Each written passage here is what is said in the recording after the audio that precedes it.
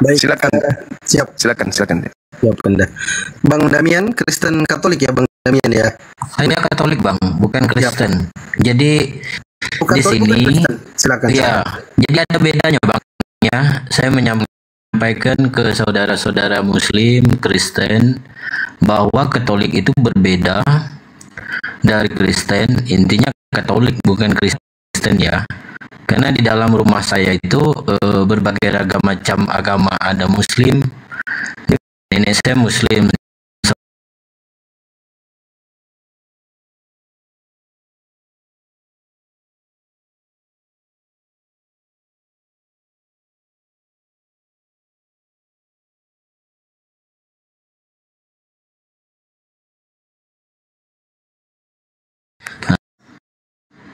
Nah, jadi yang sering berdebat itu kan di media sosial ataupun di plafon-plafon media itu antara Kristen dan Muslim karena mencari kebenarannya itu di mana. Bagi Muslim, bagi Kristen itu mungkin sesuatu hal yang penting bagi kedua belah pihak, tapi bagi kami Katolik ajaran itu hampir sama dengan pemahaman Muslim bahwa agamamu agamamu, agamaku agamaku. Jadi untuk orang masuk ke Katolik itu tidak semudah masuk ke Kristen. Misalkan ingin saudara-saudara Muslim atau Muslimah ingin masuk ke Katolik, tidak segampang seperti mau masuk ke Kristen. Ketika kamu mau, kamu datang ke gereja langsung dibaptis, enggak Bang. Kita itu yang notabene Katolik itu paling tidak kita belajar 1 tahun 2 tahun itu pun belum tentu langsung dibaptis atau diterima di dalam gereja. Jadi itu salah satu perbedaannya ya. Kenapa Katolik di Indonesia itu tidak sebanyak Kristen atau tidak sebanyak Muslim, karena kita berbicara tentang kualitas umatnya di dalam pernikahan, di dalam penerimaan umat itu tidak semua serta-merta diberi kemudahan. Karena kalau pelajaran saya dengan saudara-saudara saya yang Muslim ingin ke Katolik, dia dikembalikan dulu ke ustadznya, dikembalikan dulu ke gurunya. Niatan kamu pindah itu atas dasar apa? Kalau pernikahan tidak bisa, kamu harus belajar dengan rentan waktu yang panjang, bukan serta-merta langsung oh kamu boleh, nggak bisa dibaptis langsung. Baik, seperti Bang Damian izin dulu Bang. Ya. Bisa langsung ke poin intinya, apa perbedaannya? Apakah sesembahannya berbeda Yesus? Kalau bicara penyembahan, kita menyembah Allah ya. Yesus itu perantara. Perlu saya jelaskan. Jadi Allah dengan Tuhan itu dalam penafsiran Katolik itu berbeda, dua sosok yang berbeda. Jadi Allah ya tetap Allah, Tuhan itu tetap Tuhan.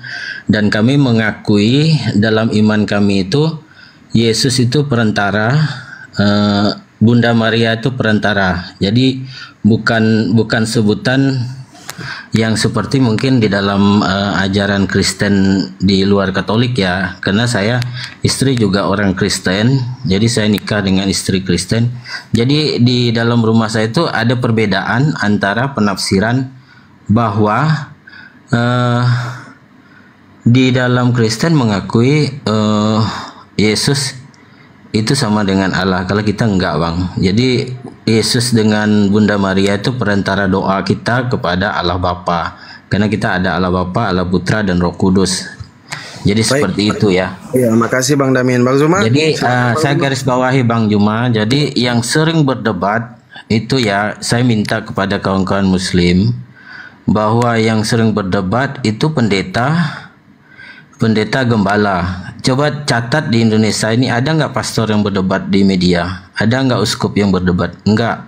Dan perlu dicatat di media sering kawan-kawan itu tidak bisa membedakan antara Katolik dan Kristen. Kita pusatnya di Vatikan Bang, bukan di Israel. Vatikan Roma ya, perlu dicatat Vatikan Roma. Pimpinan kita itu jelas, pimpinan kita Sri Paus, Kardinal, Uskup, sampai pastor, pendeta, sampai ke prater. Jadi pendeta gembala itu miliknya orang Kristen. Dan kita cuma satu gereja, nggak ada gereja yang punya banyak gereja. Jadi kita itu satu tempat. Jadi pusatnya terpusat seperti Muslim di Mekah. Ya kita di Vatikan Roma. Jadi kalau orang sering mengatakan ini ajaran Paulus nih, kita enggak sebutin ajaran Paulus. Boleh Anda yang Bang Damian, tidak paham izin dulu Bang, agama. ada denominasi nggak Bang di dalam Katolik? Apanya Bang? Ada denominasi? Enggak, kita enggak ada denominasi ya. Kita itu istilahnya berdasarkan Alkitab ajarannya. Jadi enggak ada yang di-judge. Oh ini ajarannya dari santo ini, santo itu. Enggak. Kalau bicara santo itu tentang kaul kehidupan yang kita pelajari, kita teladani. Jadi bukan Izin Bang seperti Damian, kalau bisa ke poinnya aja Bang. Apa yang mau disampaikan sebenarnya Bang? Mau ya, dialog? yang saya ingin Gimana, sampaikan Bang. Jadi ini dialog nggak, tentang Bang? Dialog nggak? Ya. Dialog nggak? Jadi saya cuma menyampaikan begini. Jadi dalam Nggak usah kepanjangan Bang, dari tadi Abang narasi nih Bang. Capek iya, bukan teman-teman. narasi itu Bang. Saya mintanya begini, bukan narasi ya. Bahasanya kita begini. Karena saya pertama gabung sama grupnya Abang, di-share dari sahabat saya Muslim. Karena bahasanya begini, mereka juga sering nanya saya kan, apa sih perbedaan Katolik sama Kristen?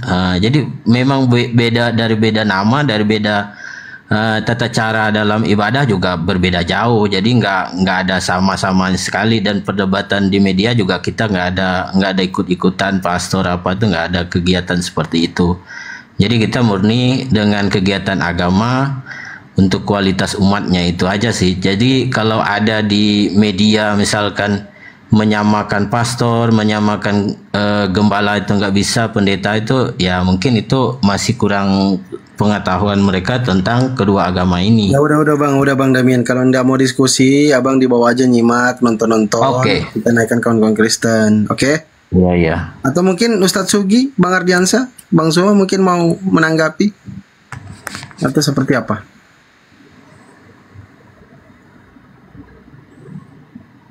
Ya boleh, kalau diizinkan bincang-bincang sedikit, boleh nggak? Silakan Kanda, silakan. Ya, jadi berbicara mengenai agama atau ajaran atau kepercayaan yang pertama di luar ajaran Yahudi yang muncul kemudian membawa kitab Yahudi, itu adalah agama tertua dari penyembahan kepada anak manusia, yaitu Katolik. Yang ingin saya pertanyakan di sini adalah ketika saya membaca Bible, di situ ada dua Yesus. Yesus yang pertama adalah Yesus yang mengajarkan kemudian perjanjian lama kepada Bani Israel. Yesus yang kedua adalah yang mengajarkan Katolik menyembah oknum yang bernama Yesus kepada orang Romawi yang melahirkan agama Katolik. Pertanyaan saya, benarkah ungkapan saya ini bahwa ada dua Yesus? Yang pertama Yesus asli yang mengajar tentang ajaran Taurat atau perjanjian lama atau kitab Tanak, dan Yesus yang kedua adalah Yesus yang hanya berupa suara, tidak pernah nongol menjadi manusia, yang membimbing Paulus kemudian membuat 13 buku dan penulis wahyu, begitu juga kitab-kitab perjanjian lama baru lainnya. Apakah ungkapan saya ini keliru atau betul? Bahwa memang ada dua Yesus, Yesus asli, Yesus palsu, dan yang mengajarkan agama Katolik itu adalah Yesus palsunya. Apakah ungkapan saya ini salah? Kalau salah, coba Anda luruskan. Bisa nggak? Silakan.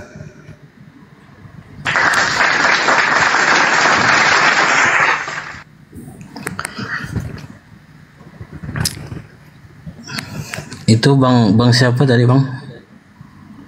Nama saya, ya, saya Bom, Bang. Bom ya. Iya.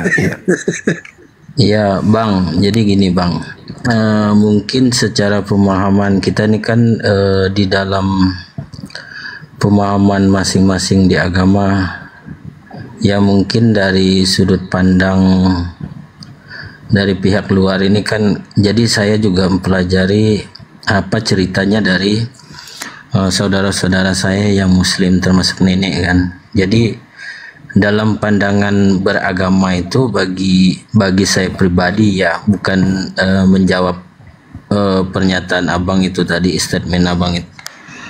Bagi saya secara pribadi, bagi keluarga itu agama itu bagian dari penuntun kita. Jadi kalau ada orang yang berbicara misalkan Katolik mendukung yang mungkin di penghujungnya itu agama lain tidak mendukung. Jadi di dalam Katolik itu ada yang namanya antikristus bang. Jadi antikristus itu menafsirkan kitab berdasarkan kepentingan politik mereka, kepentingan dunianya mereka untuk menjatuhkan Katolik. Makanya saya di sini hanya menyampaikan bahwa, hei orang-orang yang Muslim, Anda punya agama, begitu juga orang Kristen. Ayo kita mari belajar agama dengan akal dan logika. Jadi kalau bicara misalkan orang berdebat tentang agama, ya seperti orang yang di gabungan kita ini yang komennya udah seperti dia lebih memahami. Kan konteksnya gini, kalau ahli maka dia akan berbicara tentang keahliannya. Jadi kalau kita nggak ahli, secara pribadi saya akan menyampaikan secara pribadi saya, kan begitu. Jadi itu aja sih bang. Jadi kalau agama itu bagi saya panggilan, dalam Islam itu hidayah. Kalau kita waktunya Tuhan itu mengatakan, Allah misalnya mengatakan hatimu tergerak untuk berpindah, itu ya kamu tetap berpindah, bukan di situ agamamu. Nah, banyak juga kok orang Katolik masuk ke Muslim. Kenapa? Karena panggilannya dia kan, bukan karena keluarga atau yang lain-lainnya. Karena ketertarikan yang menggerak membolak-balikkan hati manusia itu ya Allah itu sendiri. Ya, seperti kami di dalam rumah juga, saudara-saudara saya masuk ke Muslim karena mereka mencintai Muslim. Orang-orang yang datang ke kampung dulu itu baik guru, bukan ustadz ya, guru aja. Jadi ketertarikan orang kampung itu karena bapak saya juga termasuk orang pengaruh di Katolik, ya enggak ngelarangin karena orang tertarik dengan agama itu. Pembawaan agama Islam itu baik di lingkungan kampung saya. Jadi hampir 10%, 20% itu masuk Muslim karena mereka anggap, oh ini teladannya seperti ini ya. Seperti itu juga di Katolik. Katolik juga dalam pengajarannya pergi ke kampung-kampung juga nggak ada istilahnya memaksa orang harus begini begitu. Jadi kalau penafsiran antara dua Yesus dan lain sebagainya itu bukan keahlian saya, tapi yang saya yakini apa yang abang maksud tadi itu ya, di dalam perjanjian lama kita mengakui, kalau Kristen kan cuma mengakui perjanjian lama, kalau kita itu penggenapan di perjanjian baru. Jadi setelah perjanjian lama dituliskan, akan datang Isa Al-Masih, Yesus Kristus itu sendiri yang dilahirkan oleh Bunda Maria melalui Roh Kudus, itu digenapkan dalam perjanjian baru. Makanya dikisahkan dalam perjanjian baru. Itu yang saya tahu ya, yang saya tahu dalam agama saya. Kalau orang bertanya tentang simbol, sama halnya kita juga bukan menyembah simbol. Simbol itu ya kayak seperti kita patung yang sering diejek-ejek di media itu kan patung Yesus yang ada patungnya, bukan yang polos. Sementara yang polos itu punya Kristen, yang ada patungnya punya Katolik. Yang dihina-hina itu kan orang Katolik. Katolik nggak pernah ngina orang Islam, nggak pernah berdebat dengan orang Islam ataupun orang Kristen. Tapi yang sering di Bang Damian jangan kepanjangan ya. Bang, kemana-mana ini bang. Jawab aja, kalau udah jawab kasih kesempatan Bang Juma. Oke Bang Juma, siap. Iya. Ya itu sih bang, itu untuk gambarannya ya. Iya. Jadi gini, saya bukannya kemudian mentafsirkan, bukan. Tetapi saya belajar Bible. Yesus ini kan pernah datang mengajar, menasehatkan orang Yahudi muridnya. Betul. Sedangkan Katolik ini kan bukan orang Yahudi kan gitu ya. Nah, Yesus mengatakan kepada muridnya orang Yahudi, waspadalah kepada penyesat yang datang memakai namaku dan mengatakan akulah dia. Itu kata Yesus sebelum dia terangkat ke langit. Kan gitu. Waspadalah kata Yesus kepada penyesat yang datang kepadamu. Sebab Yesus palsu akan datang. dan nabi-nabi palsu juga akan datang. Nah, kalau dikatakan di dalam Matius 24 nomor 24 Yesus palsu akan datang 20 tahun kemudian setelah Yesus terangkat ke langit, muncul makhluk mengaku Yesus kepada Paulus. Lalu Paulus menulis 13 buku untuk agama Romawi. Kan Yesus mengatakan waspadalah kepada Yesus palsu. 20 tahun setelah nasihat Yesus itu kemudian Yesus terangkan, muncul makhluk, akulah Yesus yang kau aniaya. Bahkan 70 tahun setelah Yesus terangkat ke langit, muncul juga makhluk mengaku bintang timur. Sedangkan yang disembah oleh orang Katolik adalah makhluk yang datang mengaku Yesus. Pertanyaannya, makhluk yang mengaku Yesus ini siapa? Karena Yesus mengatakan akan muncul Yesus palsu. Matius 24 nomor 24. Akan muncul Yesus palsu dan nabi-nabi palsu untuk melakukan mukjizat-mukjizat untuk menyesatkan orang. Maka muncul pertanyaan, siapa makhluk ini yang mengaku akulah Yesus tunas Daud bintang timur? Sedangkan di dalam kitabnya orang Yahudi Yesaya 14 nomor 12 sampai nomor 15, bintang timur itu adalah iblis atau Satan atau Lucifer. Nah, coba saudara-saudara Katolik buktikan siapa suara yang datang ini mengaku Yesus kepada Paulus.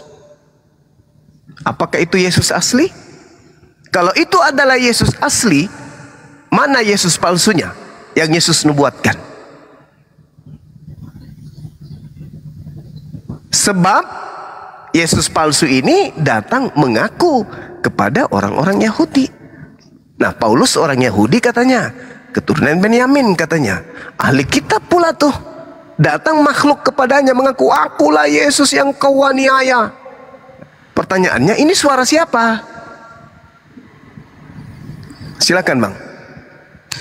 Jadi yang abang sampaikan tadi di pengetahuan saya tentang agama Katolik nggak ada itu bang pengakuan seperti yang abang bicarakan. Jadi yang abang bicarakan itu ada Yesus palsu, ada yang asli nggak ada. Kalau yang saya pelajari ya, karena saya lahirnya dari Katolik, pendidikannya saya juga di seminari menengah 2 tahun. Jadi yang disampaikan abang itu dalam pengajaran Katolik nggak ada bang. Jadi kita hanya mengakui bahwa digenapi di perjanjian baru bahwa Yesus lahir, bangkit, datang nanti di kemudian ya mungkin di masa-masanya akan kiamat nanti. Itu aja yang kita ketahui ya, yang kita pelajari. Jadi kalau ada pengakuan tentang aku Yesus dan apa yang disampaikan abang tadi, ya saya secara umat awam ya tidak mengetahui itu. Jadi yang saya ketahui sesuai Alkitab ya sesuai Alkitab itu. Jadi nggak ada seperti yang abang bicarain. Nggak tahu kalau yang Kristen ya. Berarti abang ini tidak mengimani kemudian surah-surah Paulus atau kisah para rasul? Enggak, kita nggak mengimani kisah-kisah para rasul ya. Jadi kalau untuk yang ceritanya abang itu tadi, ya kita gitu ya? itu bicaranya gini loh, konsepnya kisah-kisah para rasul itu bukan diimani, tapi ditiru. Ditiru ya, mengimani dengan meniru itu beda Enggak, cerita. maksud saya gini bang, kitab kisah para rasul itu bukan kitabnya Katolik. Kisah-kisah para rasul. Bukan, kisah para rasul. Intinya gini bang, perjanjian lama, perjanjian baru, Katolik itu mengakui dua-duanya ya. Nah, mengakui berarti karena kisah dari perjanjian lama. Maaf ya, tadi. ya. Tadi saudara mengatakan Yesus nanti datang kedua kalinya di akhir zaman. Lalu yang datang mengaku Yesus di kisah para rasul 22 nomor 8 itu siapa? Akulah Yesus orang Nazaret yang kau aniaya itu. Ini suara siapa ini bang? Yang bicara masalah akulah Yesus dari Nazaret yang dianiaya, kan Paulus kayaknya bertanya. sih nggak ada sih bang. Kalau Kisah Yesus Para Rasul 22 nomor 8. Paulus bertanya, "Siapakah engkau Tuhan?" Suara itu kemudian menjawab, "Akulah Yesus orang Nazaret yang kau aniaya." Pertanyaan saya, ini suara siapa? Benarkah ini suara Yesus? Katanya Yesus nanti datang kedua kalinya di akhir zaman.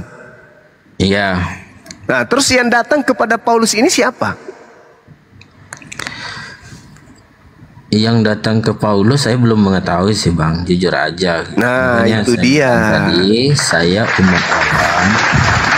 Jadi Ini kalau yang saya katakan tadi Bang di awal, bahwa Yesus itu ada dua, ada yang asli, ada yang palsu. Ini yang asli ketika Yesus selama 33 tahun mengajarkan hikmat Taurat dan Injil kepada Bani Israel. Setelah dia terangkat ke langit, muncul Yesus palsu. Oh, itu nggak ada Bang. Lah ini Kisah Para Rasul 22 nomor 8, Kisah Para Rasul 9 nomor 6. Itu siapa berarti itu? Abang pengetahuan agamanya sampai ke sana. Kalau saya taunya Yesus naik setelah disalibkan, bangkit dan akan datang lagi setelah di akhir zaman, itu aja sih. Nah, terus yang datang kepada Paulus ini siapa? Ya saya nggak tahu Bang. Inilah yang Yesus palsu, yang mengajarkan kemudian membimbing Paulus untuk menuliskan 13 buku dan membimbing Lukas mencatat kitab Lukas dan Kisah Para Rasul, dan juga yang membimbing penulis kitab Wahyu, sehingga muncullah istilah Yesus itu Tuhan, Yesus itu Alfa dan Omega, Yesus itu bintang timur. Inilah yang dimaksud Yesus palsu. Yang Yesus asli nubuatkan di dalam Lukas 21 nomor 8, Matius 24 nomor 15 sampai nomor 23. 27. Matius berapa Bang? Matius 24. Matius 24. Iya. Bentar dulu ya, biar saya juga menambah pengetahuan kan. Iya betul. Matius 24 ayat berapa Dari Bang? 15 baca satu perikop dari 15 sampai data nomor 27. Matius 24. Iya.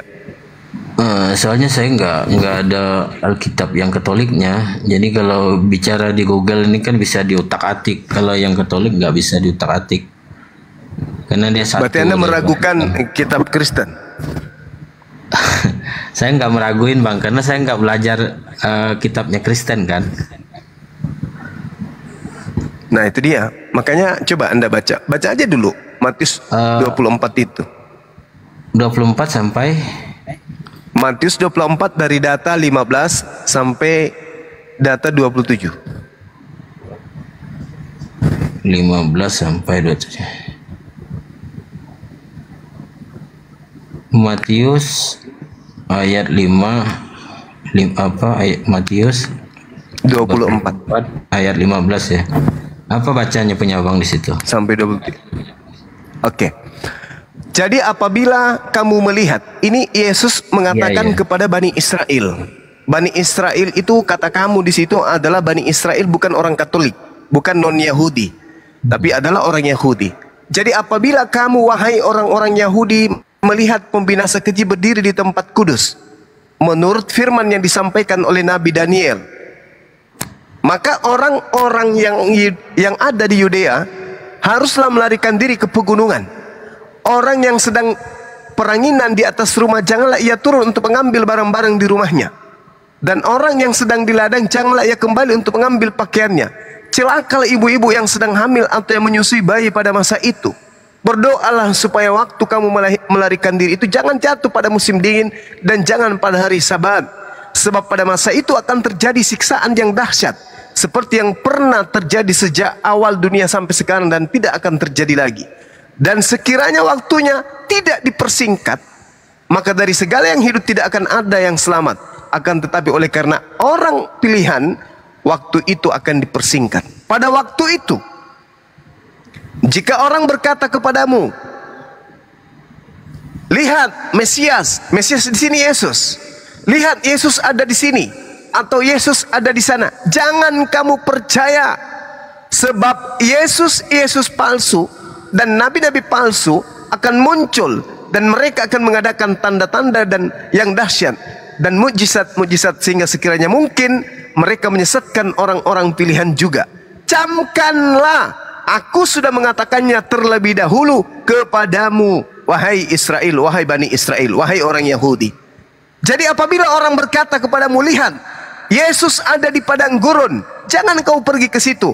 Atau lihat, Yesus ada di dalam bilik, jangan kamu percaya. Sebab sama seperti kilat memancar dari sebelah timur dan melontarkan cahayanya sampai ke barat, demikian pula kelak kedatangan Yesus anak manusia ini.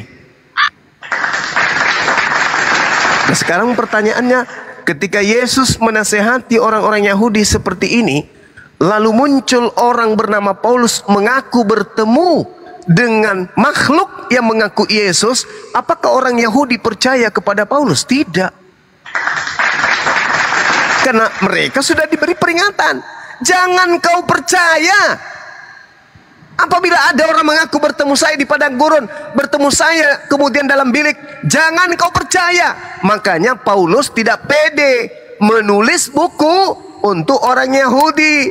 Orang yang dikirimi surat-surat Paulus itu hanya orang non-Yahudi. Karena orang Yahudi sudah dipesan oleh Yesus, jangan kau percaya ketika ada orang mengaku bertemu dengan saya. Paulus kemudian menulis suratnya untuk non-Yahudi. Yesus dijual oleh Paulus kepada non-Yahudi. Lahirlah agama Katolik. Begitu, Bung? Enggak. Itu kan penafsirannya, Bang. Kan begini. Silakan. Di Alkitab kita memang dicantumkan Paulus.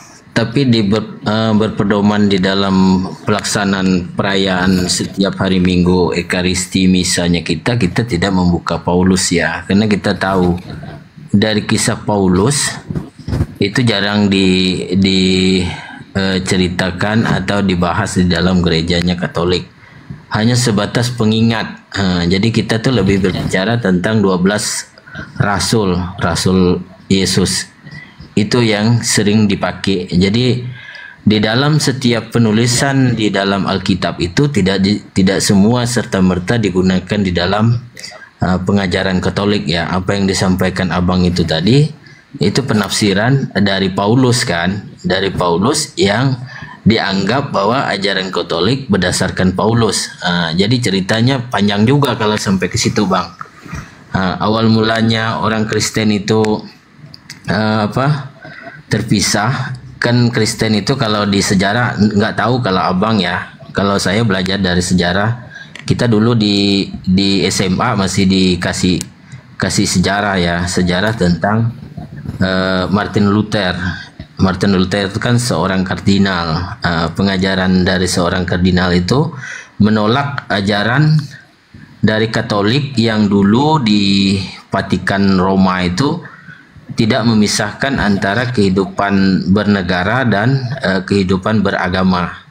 Jadi karena dianggap bahwa Sir Paus itu perwakilan dari rasul-rasul, jadi kardinal menganggap bahwa barang itu sudah melebihi dari ajaran Katoliknya, maka ada terpisah yang namanya Kristen. Itu ya Kristen Protestan, maka sebutannya Protestan. Kan dulu sebutannya Protestan. Jadi kalau bicara masalah yang disampaikan Abang, Katolik tidak mengimani pengajaran dari Paulus. Itu jelas ya, itu hanya dikisahin di dalam Alkitab, tapi kan tidak bisa dibatasi atau dibuang di dalam Alkitab itu. Tapi kita tidak pernah membicarakan yang saya tahu ya, yang saya pelajari, saya tidak pernah membaca Paulus. Karena kisahnya Paulus juga berbeda. Yang kita sering pelajari itu 12 kisah para rasul, karena dia yang ikut bersama Yesus Kristus. Itu aja. Oke. Nah, sekarang kalau Katolik ya seibarat kitab yang ditulis Paulus ini hanya dianggap sebagai pelengkap saja, ini sudah tanda tanya besar. Berarti ada sesuatu yang tidak beres. Kenapa? Karena Yesus hanya mengajar orang Yahudi. Yang mengaku sebagai utusan untuk Romawi Katolik itu hanya Paulus. Gak ada Yesus mengaku untuk orang Katolik, gak ada. Hanya Paulus. Nah, kalau orang Katolik pun seakan-akan menolak atau tidak menerima kerasulan Paulus, berarti orang Katolik menolak pendiri agama Katolik itu sendiri. Ini masalah besar. Mana ada Yesus mengajarkan kepada orang-orang Romawi? Nggak ada. Adakah Yesus bersentuhan pengajaran kepada orang Roma Katolik? Nggak ada. Adakah Yesus kemudian mensahkan, memberikan legitimasi atau kesaksian terhadap agama Katolik dan kitab-kitab Katolik? Tidak ada. Lalu Katolik ini dari mana? Siapa ngajarin Katolik ini? Dengan berbagai macam prosesi keagamaan di dalamnya, dengan berbagai kitab yang digunakan oleh Katolik. Jadi Katolik ini kesinambungannya, benang merahnya dengan Yesus itu di mana, Bang? Di mana? Ini aja, Bang. Itu kan penafsiran Abang. Coba Abang. Bukan penafsiran. Ini bukan penafsiran. Ini fakta. Ini fakta. Ya. Antara sabar. Antara Yesus dan Katolik itu tak ada hubungannya sama sekali. Tidak ada hubungannya. Kalau Anda bisa ada hubungannya antara Yesus dan Katolik, paling yang Anda bisa buktikan itu hanya Yesus palsu. Dan saya jamin itu. Silakan Anda buktikan. Yesus asli yang mengajar selama 33 tahun, apa hubungannya dengan agama Katolik? Coba Anda tunjukkan kepada saya. Silakan. Coba abang cari pendiri gereja Katolik, apakah Paulus atau Yesus? Coba abang cari aja. Pendiri gereja Katolik itu. Jangan tanya saya. Karena paus pertama saja itu siapa? Sekarang aku kasih tahu abang ya. Menurut tradisi Katolik, menurut tradisi suci Kristen Katolik, pendiri gereja Katolik ada Yesus. Di mana itu? Di mana itu, Bang? Di mana? Di mana Yesus pernah mendirikan gereja? Di mana? Yang Anda maksud mungkin Yesus palsu yang datang kepada orang-orang Katolik. Di mana Yesus? Coba Anda tunjukkan. Selama 33 tahun Yesus mengajar di tengah-tengah Bani Israel. Mana ada pernah dia bersentuhan dengan gereja Katolik? Mana? Gereja pun kagak, apalagi Katoliknya. Jadi ini hanya klaim. Roh yang datang kepada agama Anda, penganut agama Katolik, itu yang perlu dipertanyakan. Roh apa yang merasuki orang-orang Katolik ini sehingga mengambil Yesus sebagai sembahan? Itu loh, Bang. Kami nggak ngesembahin Yesus, Abang. Makanya Abang itu kan penafsiran Abang. Karena Abang nggak. Lalu yang Anda sembah bukan Yesus. Berarti kan Abang harus menerima juga argumennya saya sebagai umat Katolik, kan begitu kan? Iya, justru karena orang Katolik inilah yang saya tanya, yang katanya pernah sekolah. Mana hubungannya coba?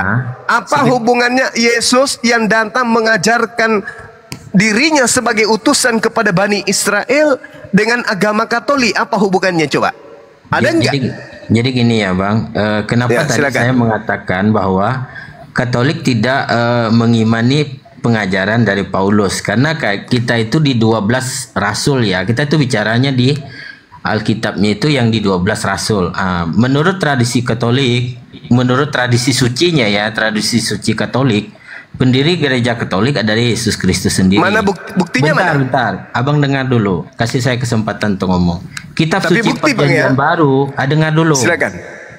Kitab suci Perjanjian Baru diriwayatkan kiprah dan ajaran Yesus, bagaimana ia memilih ke-12 rasulnya maupun amanatnya kepada mereka untuk melanjutkan karyanya. Makanya orang Katolik itu mengimani di 12 rasul, bukan di Paulus. Kalau bicara ada ajaran Paulus itu pelengkap di Alkitab. Kita nggak buka di konsep itu ya, Bang. Jadi di situ. Ya, sekarang kita buktikan aja di mana Yesus mengajarkan agama Katolik. Ada nggak? Ya kalau Abang berbicara di mana dia mengajarkan Katolik, ya kita itu di Katolik mengimani di Yesus dan 12 muridnya. Jadi iya, Yesusnya, Bang. Kalau Katolik mengajarkan tentang Yesus, memang kami tahu itu. Tapi kalau Yesus mengajarkan Katolik, ada nggak?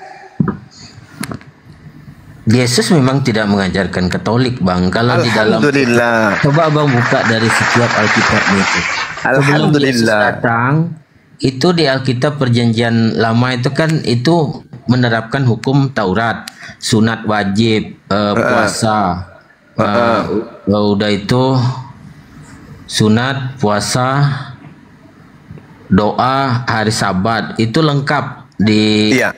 Perjanjian Lama. Iya betul. Nah, kita Perjanjian itu juga- kitabnya orang Yahudi.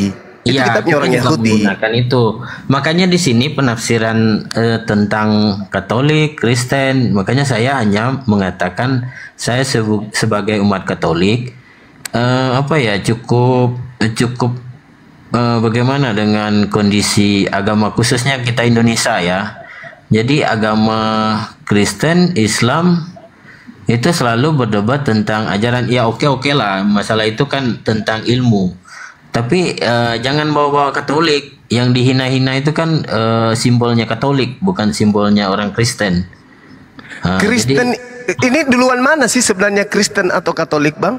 Katolik. Berarti sumber Kristen itu kan dari Katolik, Bang. Ya, jadi gini Bang. Lalu Aku mau kasih tahu kalau ya. kita membahas Kristen berarti sama dengan membahas Katolik, karena Kristen asalnya dari Katolik. Sekarang Katolik sebagai induk mampu tidak mempertanggungjawabkan bahwa Yesuslah Bukan yang begitu. mengajarkan Katolik.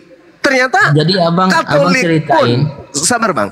Ternyata Iya. Katolik pun tidak mampu membuktikan kalau Yesuslah yang mengajarkan agama Katolik tersebut. Lalu untuk apa orang beragama Katolik kalau ternyata Yesus tidak mengajarkan Katolik? Kalau Katolik aja bukan Yesus yang mengajarkannya, apalagi Kristen, apalagi Advent, apalagi Protestan, apalagi yang lain.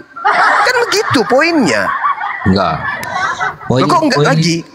Poin itu kan penafsiran Loh kok Abang, jadi bahwa- selalu penafsiran. Itu Saya penafsiran, tanya. Bang. Sekarang saya mau tunjuk- Kalau itu bukan penafsiran, tolong tunjukkan Yesus mengajarkan Katolik itu di mana? Ya, gini, kalau namanya penafsiran itu mana? kan masing-masing. Ya sekarang begini abangku, kalau tidak ada bukti Yesus mengajarkan Katolik, berarti Katolik berdiri hanya dari hasil penafsiran Katolik terhadap Yesus. Betul? Betul? Anda sebagai Katolik yang terpelajar, yang sekolah tentang sekolah Katolik, buktikan dong sekarang Yesus pernah mengajarkan Katolik. Ada nggak? Anda mengatakan tadi tidak ada. Ya sudah, selesai. Bubar sebenarnya kita ini. Tapi yang lebih bubar adalah Katolik. Kenapa? Ternyata Yesus tidak pernah sedikit pun mengajarkan agama Katolik itu. Selesai. Berarti Katolik murni berasal dari ajaran nenek moyang orang Roma. Apa itu? Paganisme. Yang kemudian menutup diri dengan melakukan melakukan kemudian sinkretisme antara pengajaran Yahudi dengan pengajaran Yunani. Lahirlah Katolik. Itu yang terjadi. Karena Anda tidak mampu membuktikan bahwa Katolik ini adalah pengajaran Yesus. Berarti Katolik ini adalah hasil pengajaran perpaduan antara orang Yahudi punya keyakinan dan orang Yunani punya keyakinan, digabung menjadi satu, lahirlah Katolik. Ketika muncul pertanyaan, apakah Katolik ini diajarkan oleh Yesus? Anda sendiri yang mengatakan tidak. Enggak, Selesai berarti.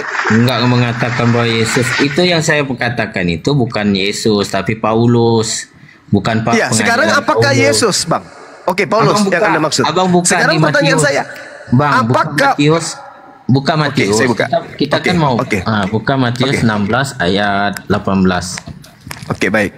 Kita buka Matius 16 nomor 18. Baik. Dikatakan di dalam kitab itu, dan aku pun berkata kepadamu, engkau adalah Petrus, dan di atas batu karang ini aku akan mendirikan jemaatku, dan alam maut tidak akan menguasainya. Ini ada hubungannya, Bang. Anda baca. Ada. Coba Anda baca Galatia 2 nomor 8. Petrus diutus kepada orang-orang yang bersunat. Selesai kan? Iya. Apakah orang Katolik itu orang bersunat? Bersunat, Bang. Katolik bersunat. Jangan Mana abang perintahnya? salah. Mana perintah Ada, bersunatnya sunat. orang Katolik? Di mana dalilnya? Ada. Di mana? Sunat kita ada, puasa kita ada. Maaf ya, Silakan Bang, ya. Anda Karena tunjukkan dalilnya orang Katolik itu bersunat. Mana perintahnya? Mana perintahnya? Galatia 2, Galatia 5 nomor 2. Apabila engkau menyunatkan dirimu, apabila engkau menyunatkan rohmu, maka Yesus Kristus tidak berguna bagimu. Itu jelas itu. Saya mau nanya. Oke, gini aja Bang. Jadi Itu Saya mau dalilnya tanya tuh. tentang agama Oke, kamu. oke. Paulus, pendiri agama Kristen, mengatakan bahwasanya Petrus, murid Yesus, diutus hanya kepada mereka orang-orang bersunat. Berarti Petrus yang datang, yang diklaim oleh Katolik, bukan murid Yesus, tapi Petrus lain. Karena Petrus murid Yesus itu hanya untuk Yahudi saja, gitu. Udah, Ya biar kasih lama kalau kesempatan, ilmu Bang. bermanfaat daripada sebentar tapi hanya tipu-tipu, apa gunanya? Bang Juma kasih kesempatan yang lain lah. Ya. Jadi kesimpulannya, sabar. Kesimpulannya, Yesus tidak pernah mengajarkan agama Katolik. Dengan kata lain, ketika Katolik bukan ajaran Yesus, maka turunan daripada agama Katolik semuanya wajib hukumnya gulung tikar. Karena ternyata Yesus tidak mengajarkan agama tersebut. Demikian. Enggak. Terima kasih Bang Juma. Oke. Atas ajaran apa atas ilmunya. Ntar Bang Damian. Pokoknya suruh bantah. Silakan Natalia, silakan. Ada yang mau dibantah silakan. Bukan bantah, dia nggak punya bantahan, itu nggak perlu. Saya nggak perlu bantahan. Yang saya butuhkan pembuktian. Yesus mengajarkan Katolik itu di mana? Silakan. Silakan Mbak Natalia. Ayo, Anda mau berbicara, berbicaralah yang berkualitas. Silakan. Saya punya pertanyaan sendiri. Boleh nggak diam? Anda sedang memberhentikan diskusi yang berlangsung. Anda mengatakan Anda ingin membantah. Silakan Anda bantah dengan memberikan data. Saya punya kesimpulan dan pendapat dari saudara Katolik mengatakan bahwa Kristen tidak pernah mengajarkan agama Katolik. Berarti turunannya seperti Kristen, seperti Protestan sama sekali tidak pernah diajarkan oleh Yesus. Apa bantahan Anda dengan pernyataan itu? Silakan. Indahkan Anda dengan semua itu. Ya, yang saya mau tanya sekarang bukan soal Katolik. Karena Anda orang Islam yang benar ya dan yang pintar, saya mau nanya nih. Ini kelojotan ini. Ini kelojotan. Kelojotan ini.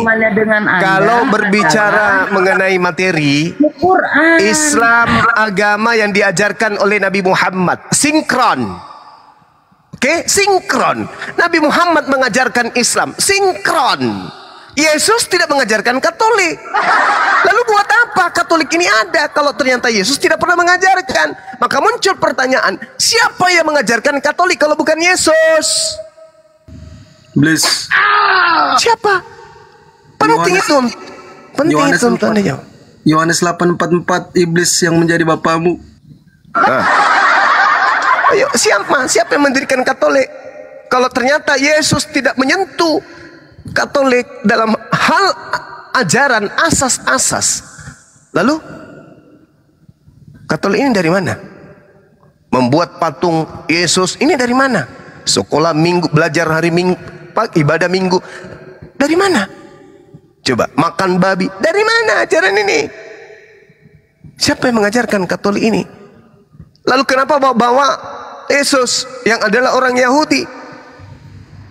Izin Bang Juma. Ya, silakan. Masih ada? Masih. Ya, silakan. Namanya juga nambah ilmu kan. Ya, silakan. Jadi begini, tentang Katolik memang pada dasarnya seperti yang apa disampaikan Bang Juma tadi, memang kita secara ini ya, secara pengetahuan ya, karena saya bukan ahlinya.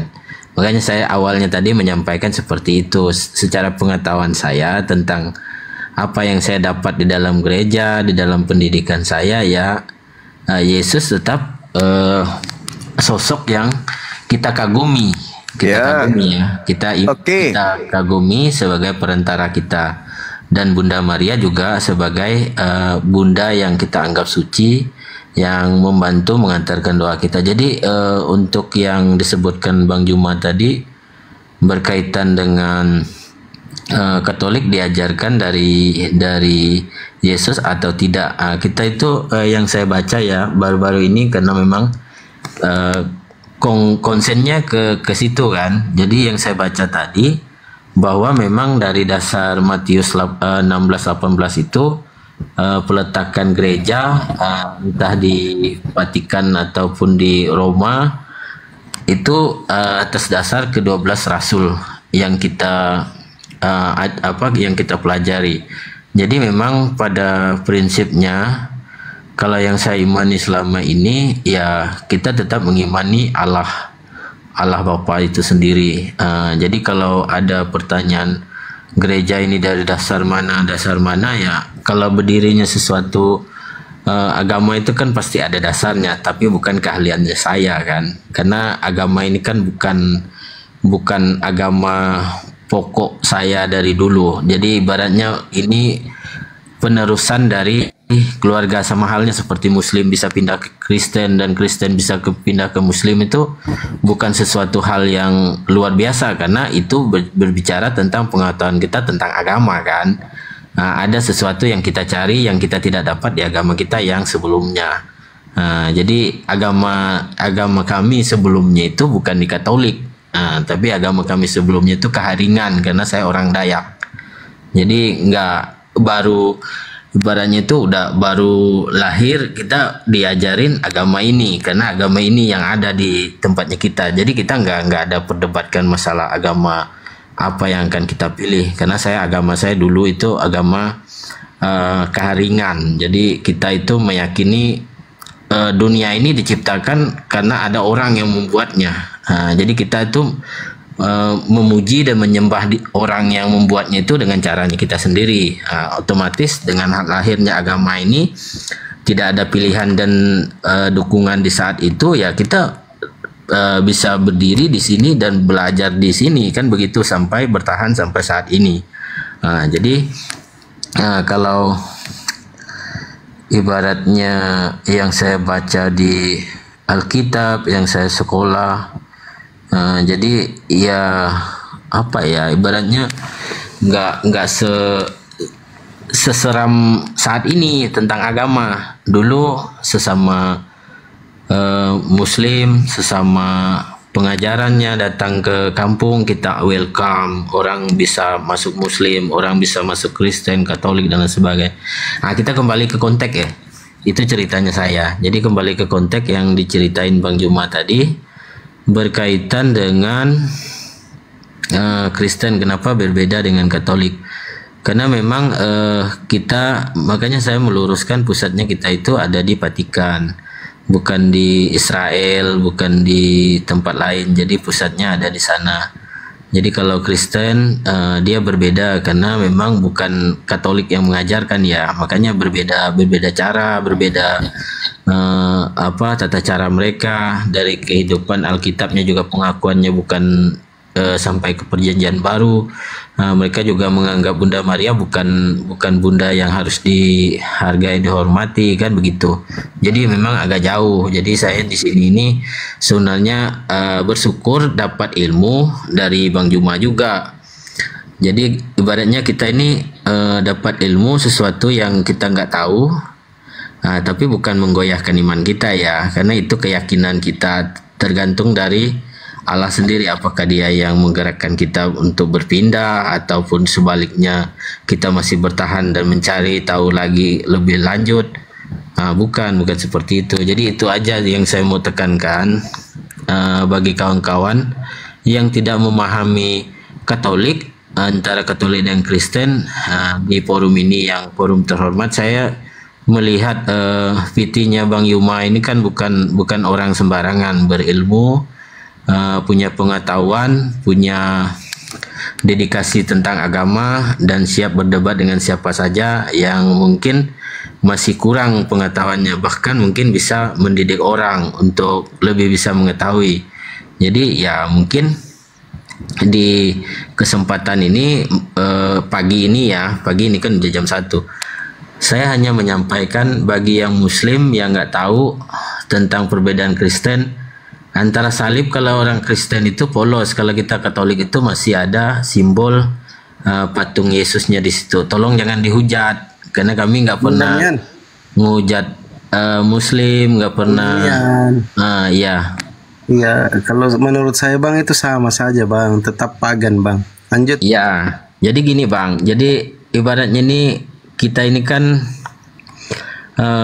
menghargai simbol agama yang diakui undang-undang yang ada di Indonesia. Terlepas itu agama aja benar atau salah, kita berpedoman tentang undang-undang. Jadi yang melindungi setiap warga negaranya untuk memeluk agama itu kan undang-undang.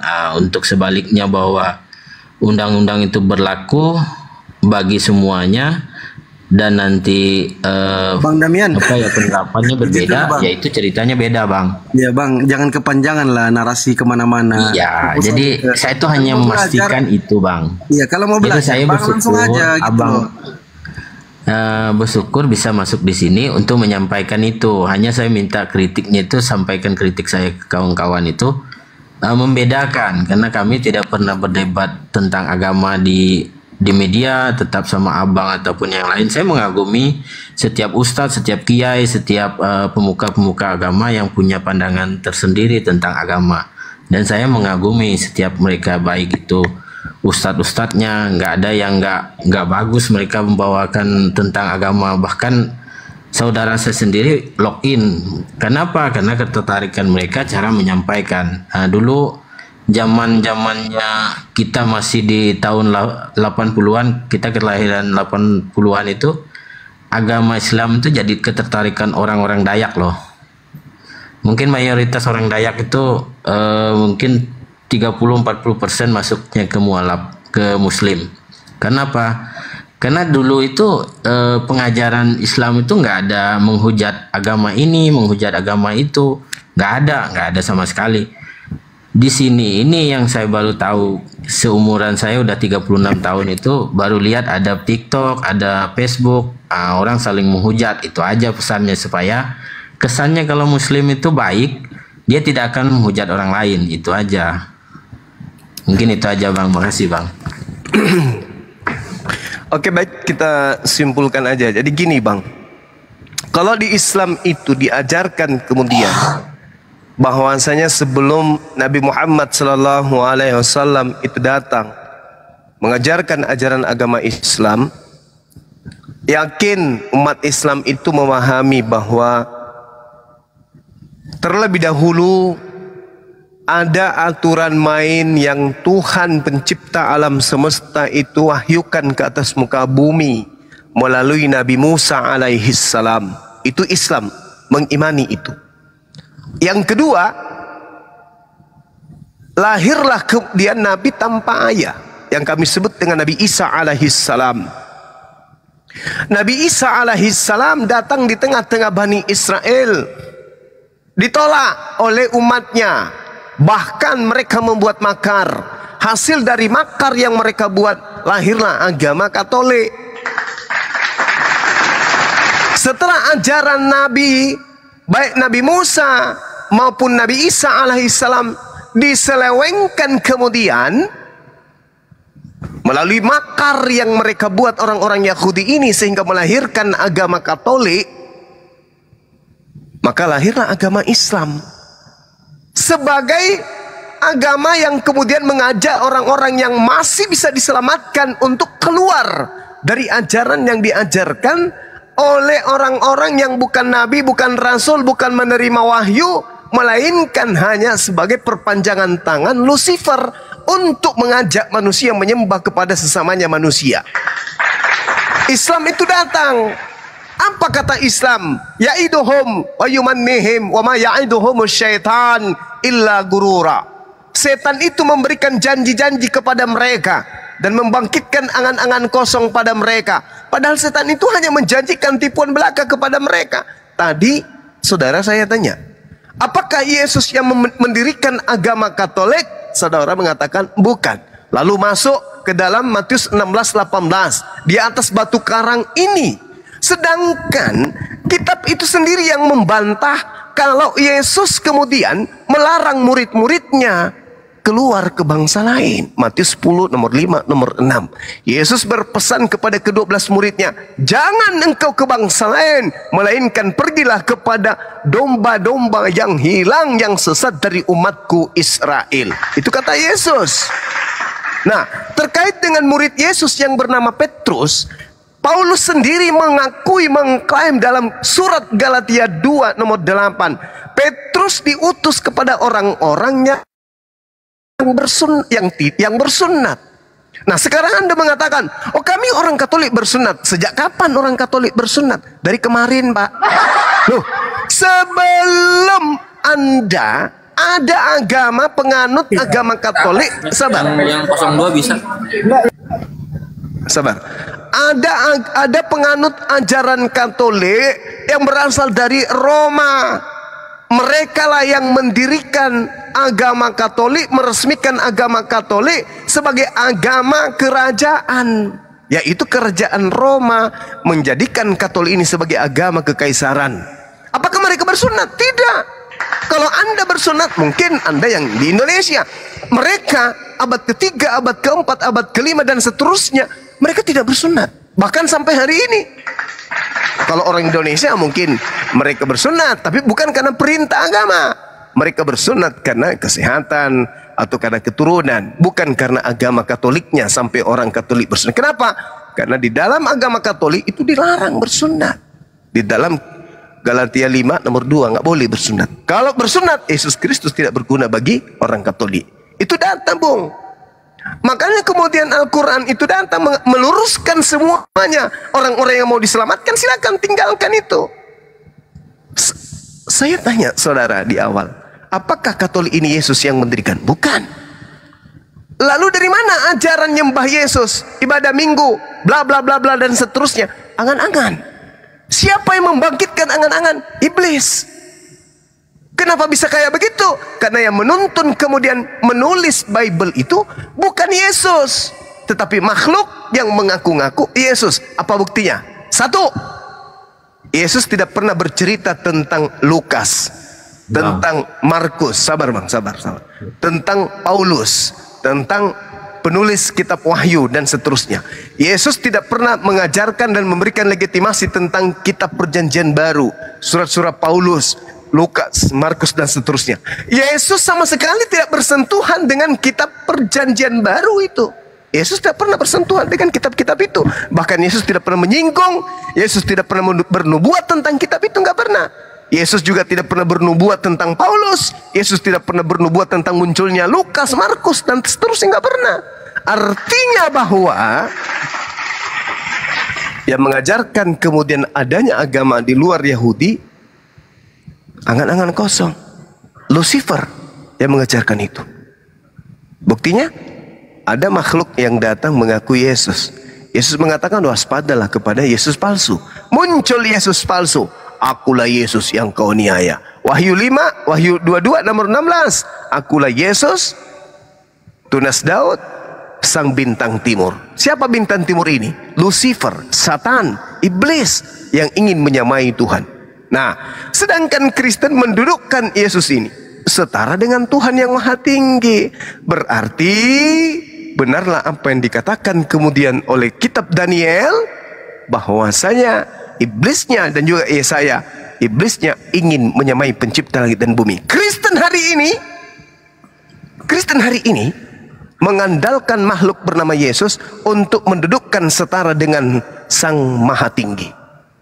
Nah, makanya orang Kristen banyak mengatakan bahwa Yesus itu adalah Tuhan itu sendiri yang datang berinkarnasi, mengambil tubuh manusia, mati di atas tiang salib untuk menebus dosa manusia.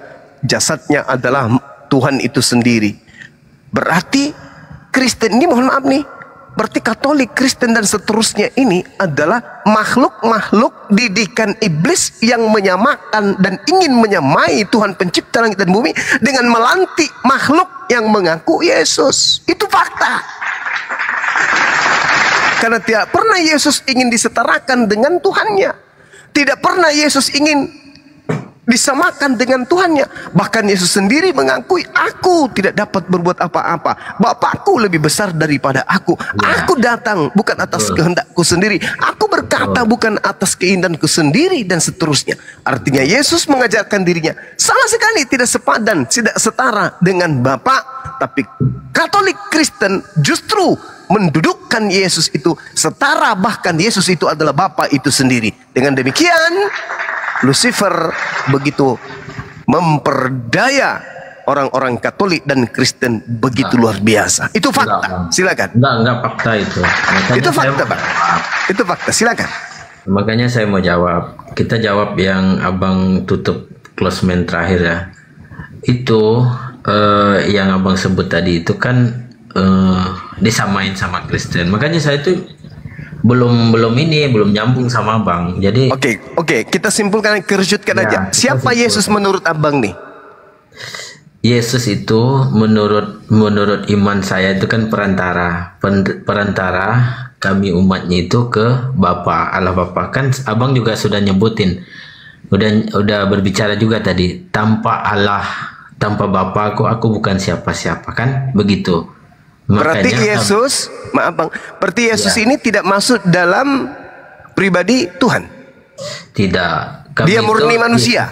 Ya, berwujud manusia. Bukan berwujud, dia murni ciptaan berupa manusia. Iya, ciptaan Allah. Berarti dia bukan Tuhan. Maria yang kita anggap suci. Berarti dia bukan Tuhan kan? Ya, hanya lewat dialah kita ke Bapa itu. Dia bukan Tuhan, bukan? Kita nggak nyebut Tuhan Yesus, Bang. Kita nyebut Yesus Kristus. Yesus Kristus. Itu kan cara-cara tipuan, tapi faktanya orang Katolik menuhankan Yesus. Kita nggak menuhankan Yesus. Beribadah kepada Yesus. Itu Katolik baru berarti. Oke, yang itu mungkin statementnya kenapa saya bilang tadi, karena saya bukan ahlinya ya. Sekarang saya orang Katolik itu mempertuhankan anak Maria, Bang. Jangankan Yesusnya, Bunda Maria aja pernah dituhankan oleh orang-orang Katolik itu sendiri. Itu kalau orang Katolik yang nggak belajar di Katoliknya mungkin, Bang. Ya. Nggak tahu. Jadi yang belajar kan atau yang tidak belajar, Wallahu alam. Yang pasti yang kita tahu, Katolik itu mempertuhankan anak orang. Jadi saya mau jawab yang ini ya. Ini kayaknya nggak ketemu karena beda penafsiran Abang. Abang ketemu dengan orang yang berbeda kan, beda penafsirannya. Artinya gini, Abang ini sudah ke Islaman, udah meninggalkan kekatolikan Anda berarti. Enggak. Katolik mana yang tidak mengaku Yesus itu Tuhan? Katolik mana? Bukankah Katolik ini mengimani tiga pribadi Tuhan atau Tritunggal atau Trinitas? Nah, tapi di penekanannya itu Yesus itu perantara kami, Bang. Kalau sudah mempercayai Tritunggal, berarti Yesus itu juga adalah yang satu itu sendiri, yang adalah Tuhan itu sendiri. Nggak bisa Anda melepaskan itu adalah konsep kepercayaan Katolik. Yesus itu setara dengan Bapa itu sendiri. Bahkan satu hakikat dengan Bapa itu sendiri. Berarti orang-orang Katolik menyamai Tuhan yang Maha Tinggi dengan menjadikan Yesus itu sebagai hal yang setara atau makhluk yang setara dengan Tuhan. Apa bedanya dengan Lucifer? Sekarang aku ini, Bang, bahas masalah yang sunat ya. Apa bedanya? Bentar, kita bahas yang sunat dulu lah. Yang itu kayak nggak ketemu kita, karena bukan ahlinya aku ya. Bukan nggak ketemu, Bang. Saya rasa Abang itu malu. Enggak malu. Malu mengakui karena hanya iblis yang menyamakan sesuatu dengan yang Maha Tinggi, entah itu menyamakan dirinya atau menyamakan oknum lain.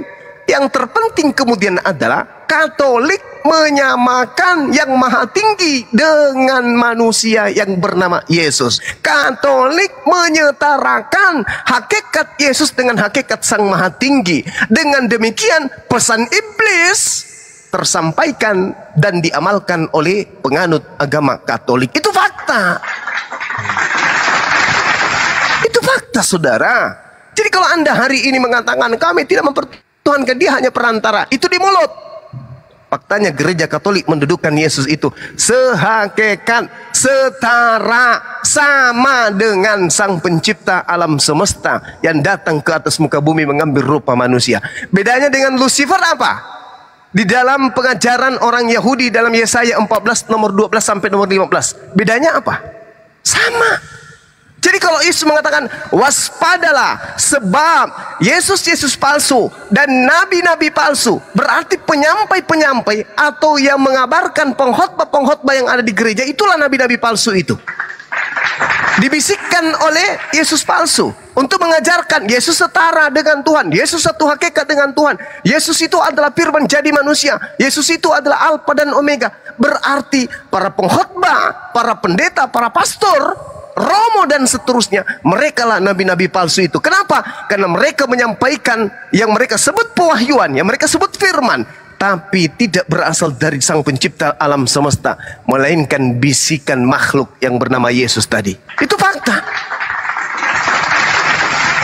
Siapa yang mengajarkan agama Katolik? Yesus? Tidak, Bang. Lalu siapa? Siapa? Siapa yang mengajarkan ibadah hari Minggu? Yesus? Bukan. Lalu siapa?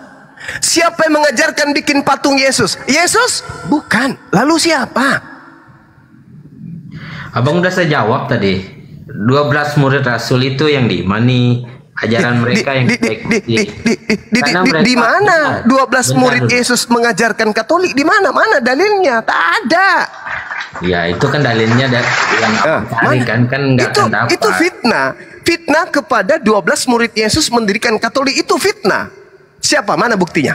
Murid Yesus mendirikan Katolik. Silakan buktikan ke kita. Di mana ada murid Yesus yang 12 yang Anda sebut rasul yang kemudian mengajarkan orang-orang menyembah kepada manusia Yesus? Mana dalilnya? Bisa Anda tunjukkan? Apa nama kitabnya? Ada? Nggak ada.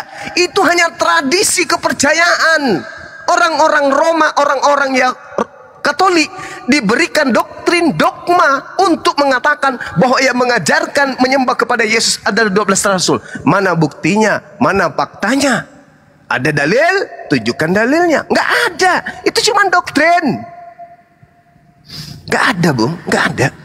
Makanya maaf ya, yang datang ke Indonesia mengajarkan agama Katolik bukan orang Yahudi. Tunjukkan satu orang Yahudi yang datang mengajarkan Katolik kepada pribumi. Gak ada, Bang.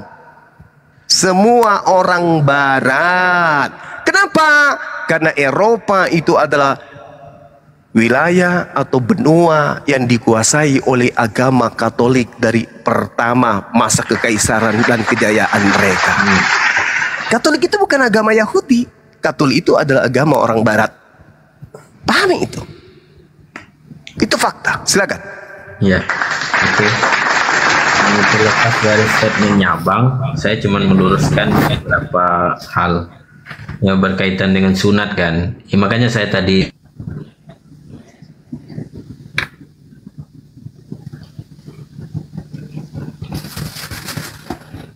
telinga saya tertutup, Bang. Gak mendengarkan suara Abang.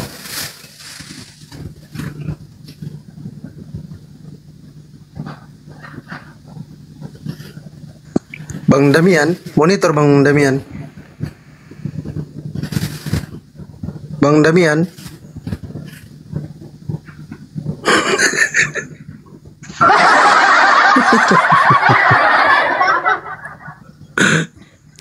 Masih mau aku datang besok. Belajar 2 tahun, sekolah STT, bla bla bla bla. Ya inilah aslinya seperti itu. Kenapa tidak ada perlawanan berat? Karena ya belum mendalami teknik tipuan. Bagaimana cara menipu dengan baik.